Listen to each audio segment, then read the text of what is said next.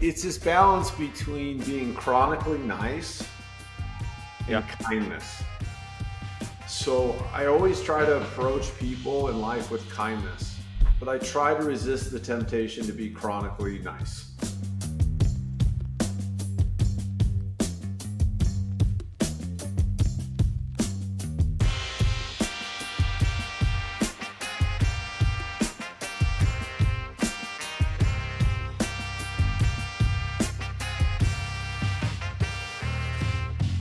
Alex, I feel like every year we always say we're going to start the new year and like have all these big plans, and then every year we never do it. I feel like that's just like what everyone does, though. I guess.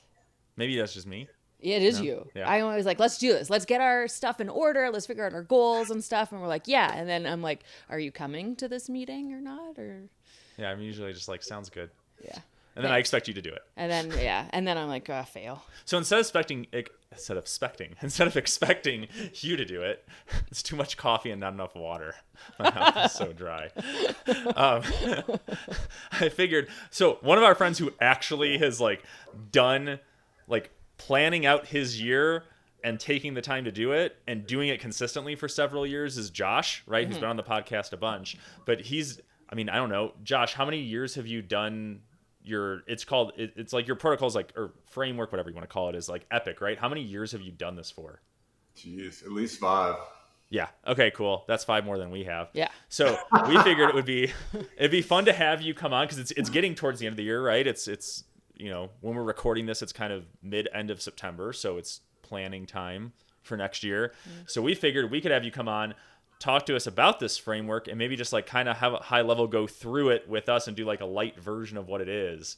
And then I know you've got a like actual, like, it's like a process, right? Like this is something you do over the course of a couple months. But yeah, let's just try to do a condensed version really fast. Yeah. So like context wise, it's always funny where ideas like hit you, right? I think I was, something on the news or like a Facebook post, and it talked about Bill Gates. So Bill Gates goes away to this tiny little cabin outside of Seattle every year for a week. All he brings is books. Okay, just him by himself. And it's like a small little, like one room, like it's like picture like Walden Pond, like Transcendentalist, right? He's just like out on the sound by himself, this like very simple shack with a bunch of books. And it was super inspiring for me because he just turns everything off, right? No technology, nothing. He just goes out there and thinks. He calls it Think Week. Okay. And he reflects over the past year, what went well, what didn't go well. He reads books, gets new ideas, and he gets crystal clear clarity on where he's going to go next year. Okay. So I saw this and I was like, dude, like all the noise, right?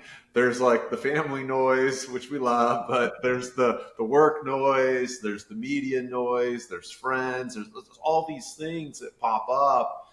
And to really change our lives, we need to step out of our own life, have a little peace and quiet, reflect, learn about who we are, how we've changed, just really reflect so we can come out next year with a fresh start and really accelerate the change in our life, become the person we want to be, right? Like create that avatar and then become that avatar. Yep. So Bill Gates, this was like the original inspiration. And then I started doing some research and I started looking at different books, different ways people do this every year, right? Because you look at like very, very successful people do, and they all do this, right? And so I started learning like what were their different processes. And some of them I really liked. Some of them I was like, oh, I like this part, but I don't like this part, right? Yeah. And so this has been the most profound catalyst in my life. When people ask me like, how do you like pivot so quickly. How do you just get that kind of discipline in your life, right? If you're seeing somebody who can pivot like unnaturally, it just doesn't even seem natural, or they just have such discipline it doesn't have natural, it's because they've done a ton of reflection and they're very clear in that time period what they want to be doing, what they don't want to be doing. Yeah, and Cool. just to give like context, right, for people who maybe haven't listened to an episode where Josh has been on before, like, you know, he graduated like a little over 10 years ago from dental school, but has started his own like mini, I mean, you can call it like a mini DSO, mini group of practices, right? Like 5, 6. Did you end up having 5 or 6, right? By the time? We had 7 emerged too, so about 160 team members. Yep. Okay. Did that. Also you bought land to, or you built a building, right, for one of these practices. Got into real estate. Like, you have been that person that probably, I don't know if you said the word unnaturally, but has pivoted a lot and is able to do it quickly and like do it successfully, right? So you are kind of, I guess, that avatar of who's done that. So nice work. No, I guess what Eric's saying is like we can actually listen to Josh because he's done it. We're not listening to like people that are like, do these things, and they're like living in, you know, some, you know, studio apartment because they, you know, can't rub 2 cents together. It's like, no. Let's listen to Josh. He's done it. Yeah. And I'm taking notes. Yeah. All right, so let's get into it. Okay. So, you know, most of us can't go away for a week into a small shack, right? That's not a reality for all of us.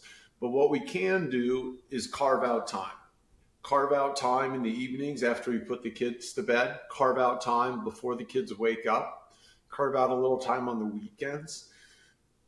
When I first did this process, it took me about 2 months the first time. Okay. To slow down, put yourself in like 0 gear, right, of reflection, and it's not normal, it's not natural, right? Unless you meditate or something like that, then you have those muscles. And so so the reality is you're going to have to carve out time, right? And you're going to have to invest that time. It'll probably take about 2 months to go from reflection to life assessment to, you know, setting your intention for the next year and then setting your implementation plan. Okay, nice. And then we're gonna do like a light version in 30 minutes. I feel like this is when we watch like Master Chef and they're like, this person's making this stew. This normally takes 8 to 10 hours and they're doing it in 30 minutes. It's gonna turn out terrible. But then somehow it turns out okay. So that's what we're doing. That's what we're doing and this right is now. Podcast, yeah. so. And I mean, yeah. So this is for the people who want their life to be better. They want their life to be different. You know, maybe they want less stress. They feel lost. They're not sure about their next step in life, right? This is for us, right? To commit. So the first part is, what is your why? You've got to have a strong enough why. Okay. My why is, you know, we only have one life, right? And I just absolutely committed to making my life like the best possible life it could be, right? In all areas of life I care about. I want to optimize my life. I want to live it to the max. I don't want to have any regrets, like regret minimization, right? Yeah. And the best cadence I found is to do this yearly. Okay. And so I guess Alex and maybe Alex first, like what would your why be to commit to doing this process over 2 months? Yeah, I think similarly, it's like and maybe this is ego, but I feel like I have a lot of potential. Like it's in there somewhere. And I want to make sure that I give it all. You know, I spent it all. I did everything to the max. And on my deathbed, I don't look back and go like, shoot, I wish I would have done that.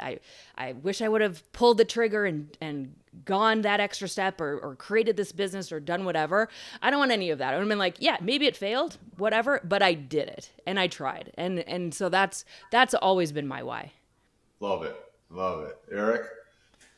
I mean, I think part of mine, I've thought about this before, like years in the past, and I've always wanted to look back and say that I feel like I had like a positive impact on like humanity, right? Yep. Whether it's big or small, and that can be part of my family, but like, I've always been kind of drawn to the concept of like evolution, whether that's on like how we evolve as a species or how we evolve as people, and just having kind of a positive influence or impact on that has always like kind of been a kind of a strong why for me. And I feel like it's broad enough to where it can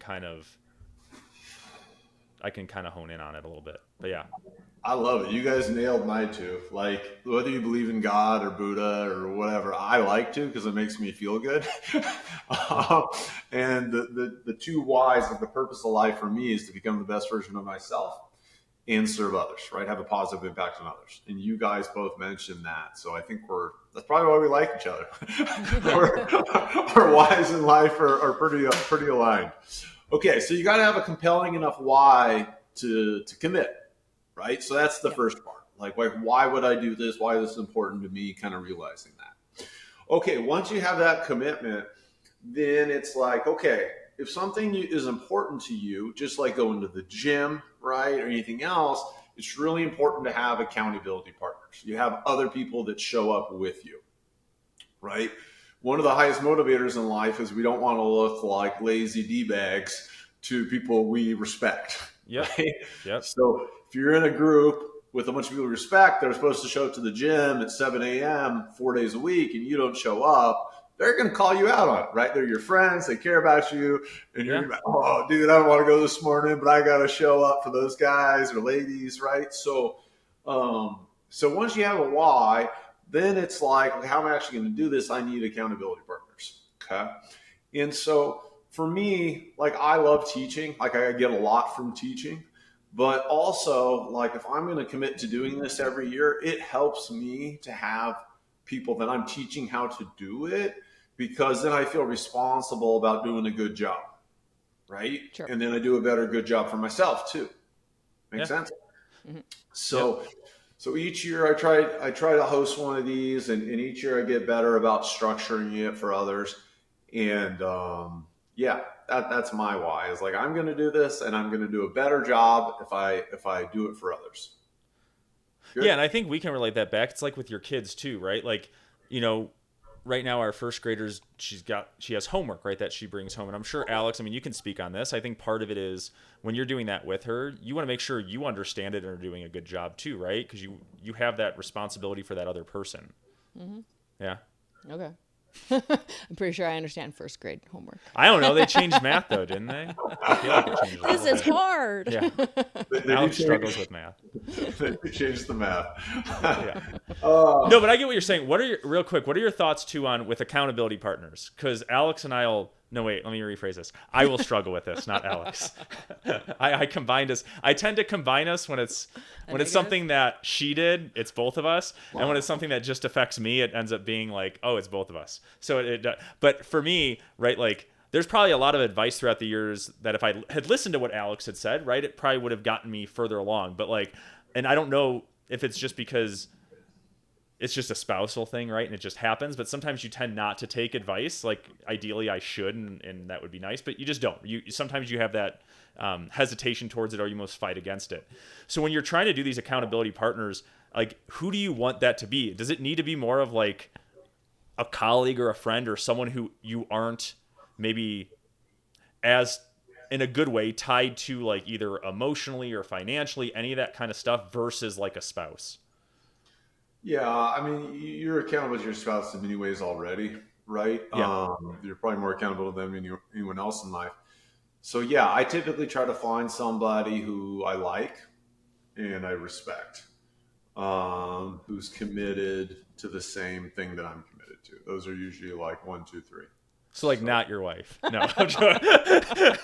I don't think I don't think it's healthy, right? You need to share in your marriage, but you also need to bring in like external knowledge, external themes to your marriage, right? Yeah. And so this is a good opportunity to bring in those external. I mean, think about having your wife as like your gym partner, right?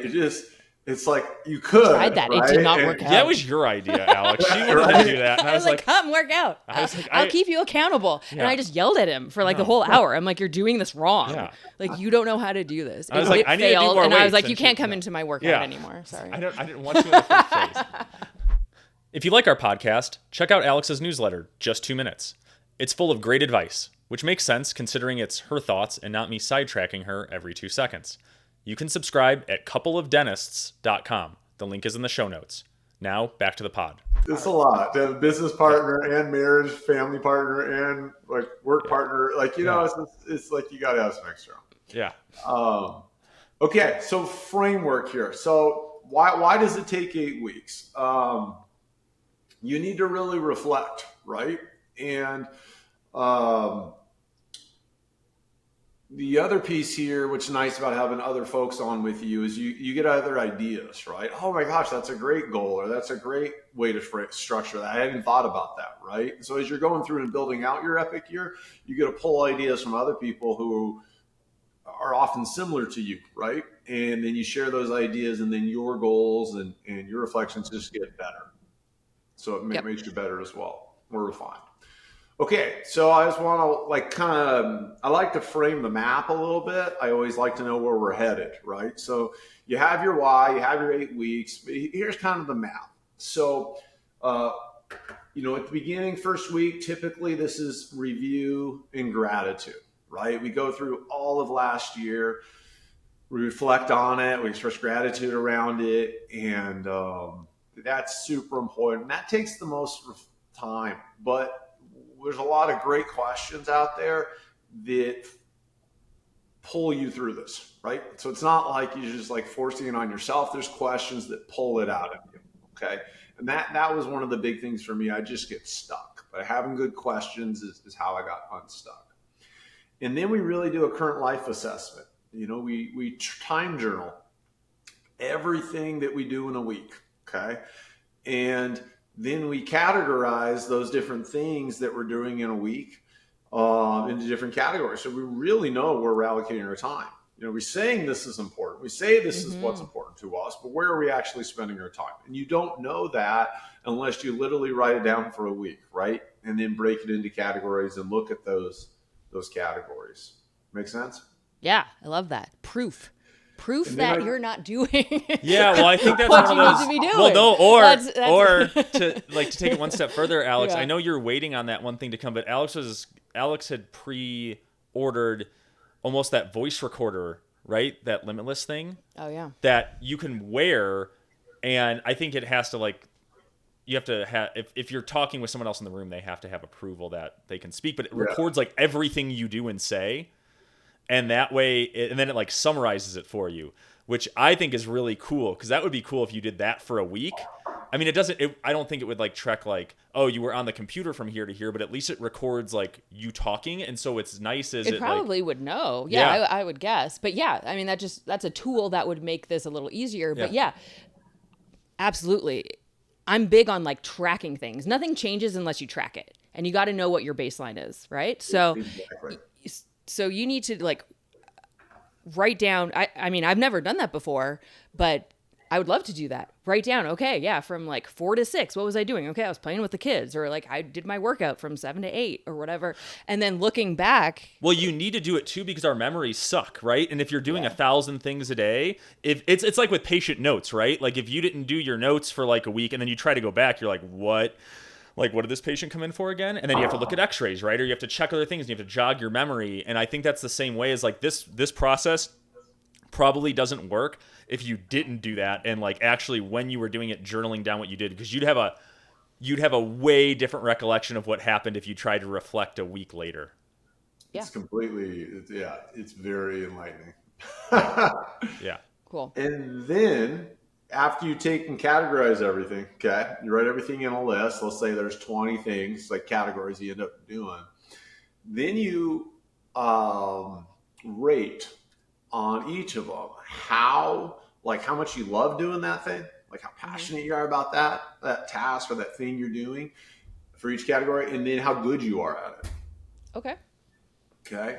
Because as you know, we're going to excel in life if we're working in our strengths, right? Things that we Yeah. both enjoy and we're good at, right? Yeah. If there's things we don't enjoy and we're not good at, it's like, oh man, like, why am I even doing this? And then there's some stuff that we're really good at and we don't enjoy, or stuff that we're really bad at, but we do enjoy, right? It really helps you categorize things into those 4 categories. Okay. Yeah, I mean, like Nice. the one Yeah. thing I can think of off the top of my head is like I'm really good at not listening to Alex, and I'm really passionate about it. So that's gonna be my number This one. is backfiring. This is backfiring quite a bit. I don't think that's exactly the intent of the exercise. Yeah. How did you get that out of this? Like, thanks a lot. Taking this seriously. Yeah, no, I get it though. I get what you're saying. Yeah. So like an example could be like 2 hours a week I'm like grocery shopping, right? And for like groceries and stuff, or meal planning. And it's like, do I love it? 0 out of 10. And am I good at it? Well, yeah, I'm excellent at it. But that doesn't matter. It's Yeah. not something that brings me joy. So Think mixing about work tasks too, right? Certain things at work, right? Who's doing the marketing? Who's doing the HR? Who's doing the accounting, right? Like all those tasks at work too. Yeah, they need to get done, but like, do you like them and are you good at them, right? Mm-hmm. And so after you so you categorize all your tasks for a week, and then you assign them like passion and strength, right? Mm-hmm. And then you get real clear about all those areas. And then the next one is like, am I going to eliminate this? Am I going to automate this? Or am I going to delegate this? Okay. Right? So we start turning this into kind of like an action plan. Good? Yep. Okay. This is why it takes 8 weeks. There's a lot to this. And then we also take all these items that we came up with that we did during that week, and we map them. So it's not just having a list. You got to have a visual map that you can refer back out to, okay? Otherwise, your habits don't change, right? We go through this whole process of identifying what you're really good at and what you love, okay? But if you don't have a visual map showing that and showing what you don't want to do anymore, right? What you're not good at and what you don't love, if you don't have that map, it's going to be harder for you to say no. But if you have that map, it's going to be really easy in the moment to eliminate, delegate, automate. Okay. If some team member comes to you or somebody else and they're used to you doing this task, but you refer to your map and you're like, hey, really appreciate you asking me. I don't do that anymore. Right. Yeah. And it's easy to say that because you're clear on who you are and where you're going to spend your time and where you're not going to spend your time. And that's powerful. Yeah.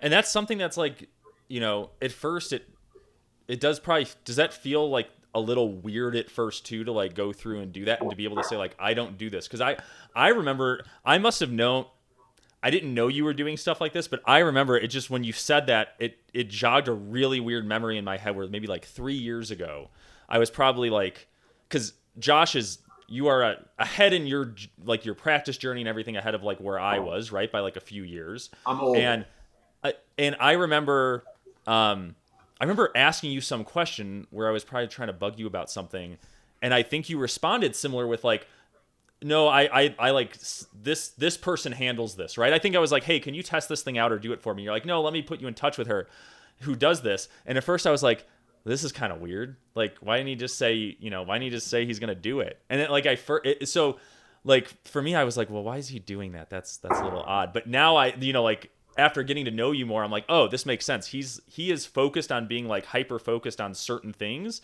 because he has his goals and he's set up a system where he can have other people handle it. But like when you first did all this stuff, did you ever get any like either kickback from like a spouse, team members at the office, or just people in general where Look, yeah, and I just let me try to do it in a positive way and not the no, you can make it can be fine because like I just be like, hey, hey, thank you so much for asking about that, and I'd be like, look, like I found that like what I'm really good at and where I can provide the most value and impact for everybody in this organization is in these 6 roles, and I'll list the 6 roles, right? And I'll just be like, do you feel like I bring value in those roles? And they'll be like, absolutely. And I'll be like, what I've realized like over time is if you and the other people in this organization need me to be focused on these 6 roles, I can't do all the roles, right? And so that's a role that I'm not as good at, or I don't really enjoy. But guess what? Susie's really good at that role, and she's enjoy it, right? So that's why, now Susie can step into her light and become the best version of herself in something she enjoys, add the most positive impact for everybody.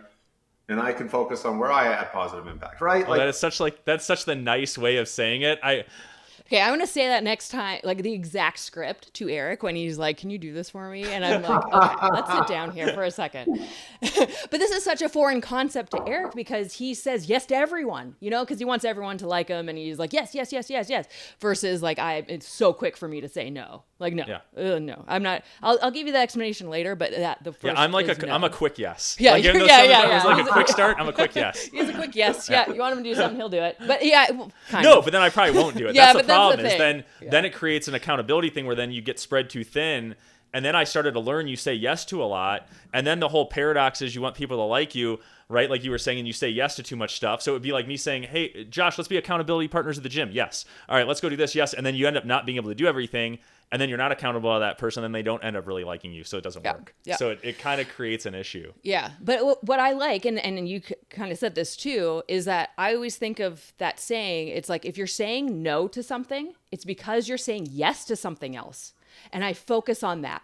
And it's like, no, I'm saying no to you because I'm saying yes to the things that are on my list that I want to actually get done or want to accomplish, or those are my goals. I'm saying yes to those things.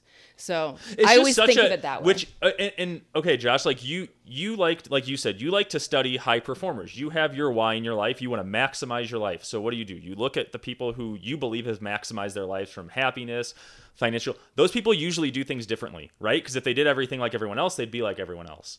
And so, like for me, it did take, because like I said, you are ahead in that stage of your life and what you're doing compared to where I am. So like when you started doing that, like, and this is not meant to be, I'm going to preface it with like rude or impolite or anything like that. At first I was like, this is kind of weird. Like, why is Josh like, he's responding like in a different way that like, I'm not expecting, like, is this guy like weird about this stuff? But like, it's because it's a different way to think about it.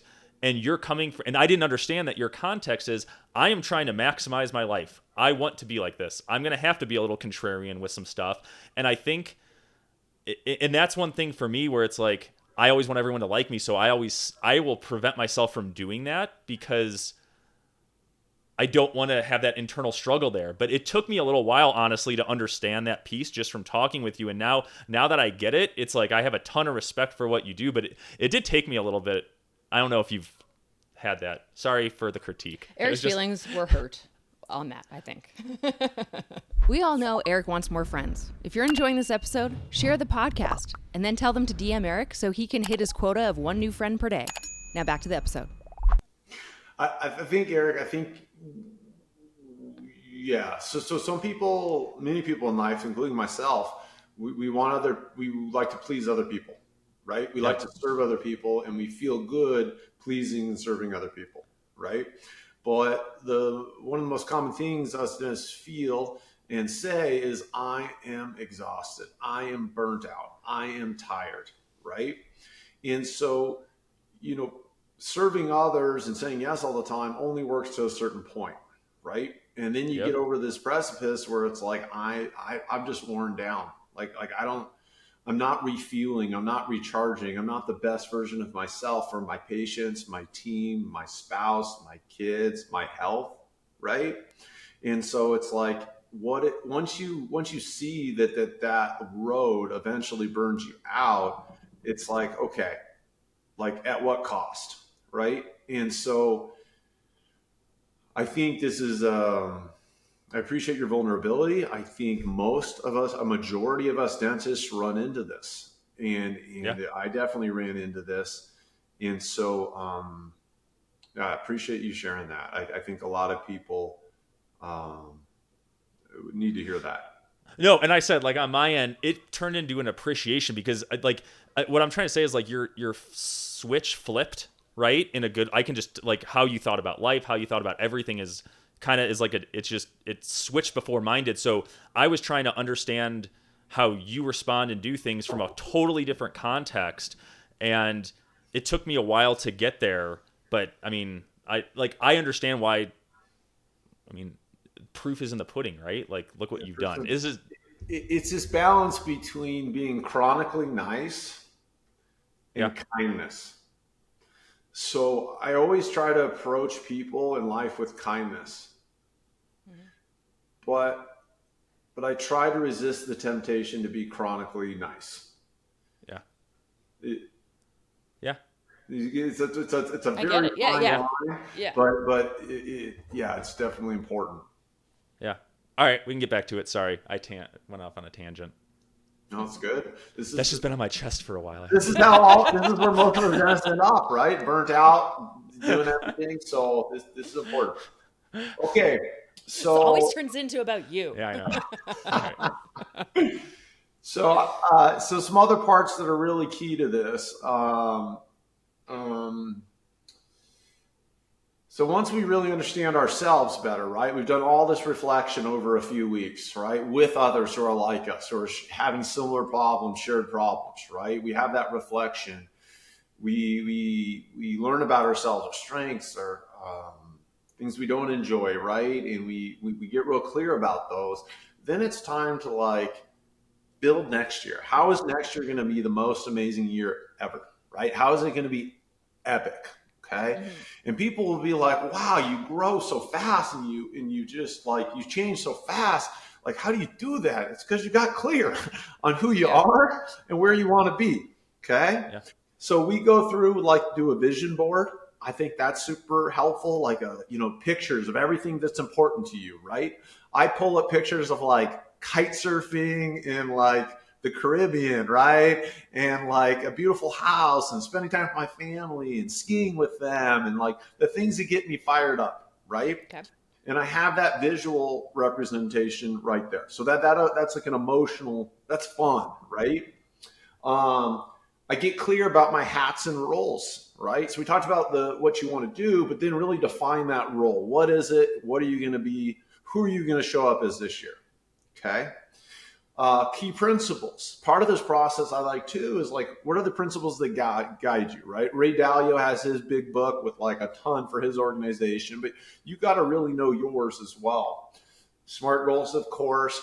There's some other fun ones like a not to do list. Okay. There's certain things that are habits that we just need to stop doing, right? And obviously our spouse could list a big list for us, but it's good to come up with a list for yourself. Okay. These are the habits I get into that I do that take me down a road I don't want to go down, right? But I keep doing it because it's a habit, right? Yeah. So you got to identify that trigger, and then what are you going to do when you do it or when you're about to do it?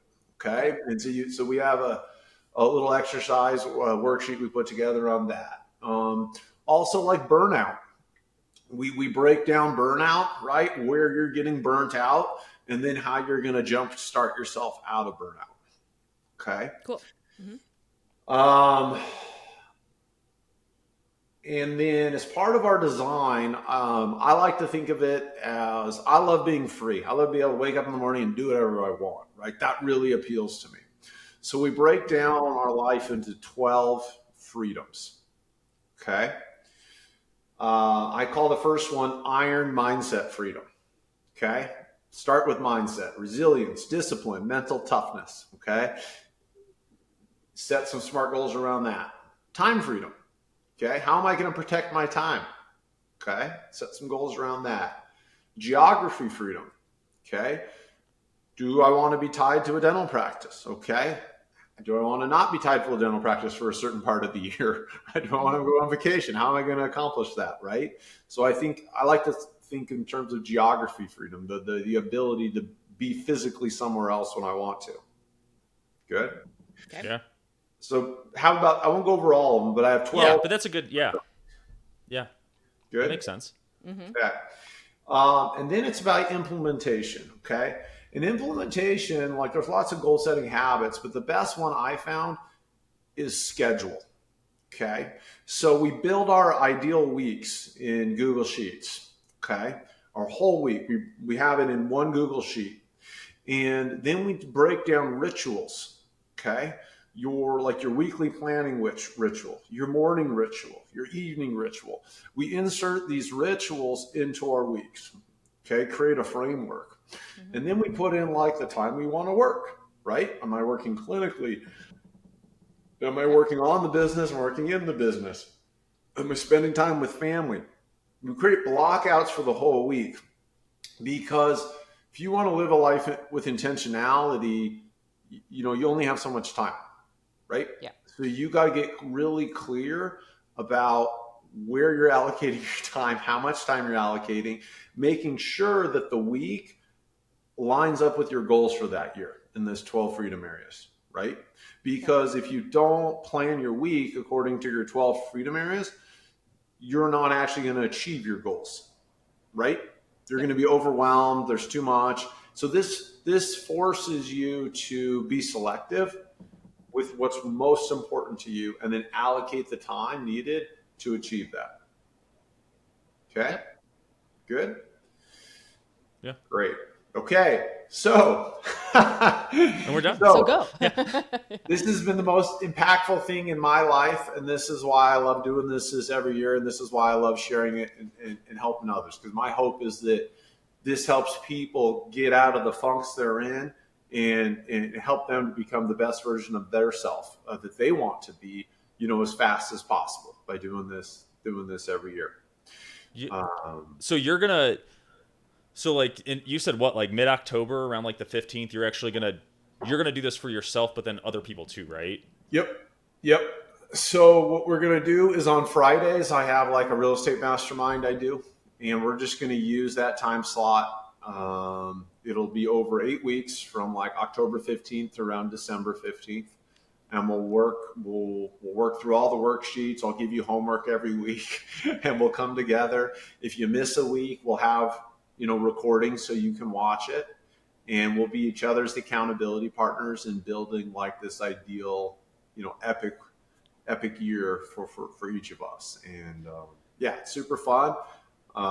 So my mastermind, there's no like commitment or anything. It's like $297 a month. It's super easy. I'll just share a link. You just sign up. It'll be over Zoom calls. And That's awesome. This is what we need, because like every year, like we said at the beginning, it's like we want to do this, but I think we were trying to jam it all into like a lunch. We're like, let's eat lunch and plan our whole year, and it falls apart. There seems to be like, we have to do the reflection, we have to go through the process of thinking it through, and I think this is really good. So we'll put it in our show notes and everything for everyone too, like links and stuff like that too, because this is something we have to do too. Yep. What we've been trying forever. So thanks for sharing that. That is super helpful, and I guess we're excited to start it in like a month or so. Let's do it. Yeah. It'll be awesome. I look forward to epic. The marriage dynamic, and it's super fun to compare a list. My wife's more of a doer than a planner, but I love asking her these questions, and it's just so fun to see what she says and how she sees things, and it's really improved our marriage. And thank you so much for having me on, guys. Appreciate it. Awesome.